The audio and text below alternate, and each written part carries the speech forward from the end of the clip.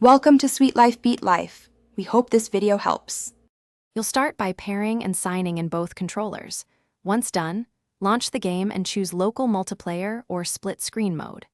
Make sure you're using the account that hosts saves if needed, and verify the game explicitly lists split screen support because not all titles do. If the game has a lobby or character select, proceed to add the second player from the in-game menu rather than through the Ps5 home screen to prevent session conflicts. Once both players are in, open the game's display and controller settings to choose horizontal or vertical split and to set HUD size so critical info isn't cut off. Make sure each player's controls are mapped correctly and that audio routes appropriately. Adjust local voice chat or muting before starting.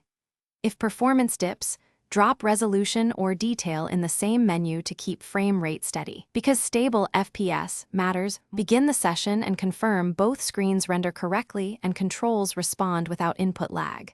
If one view is blank or delayed, exit to the game menu and re-add the second player, or restart the game. If problems persist, reboot the PS5 and check for game or system updates, and ensure your HDMI and TV aren't forcing unusual aspect ratios. One key troubleshooting tip: swapping controllers between ports or reconnecting via USB.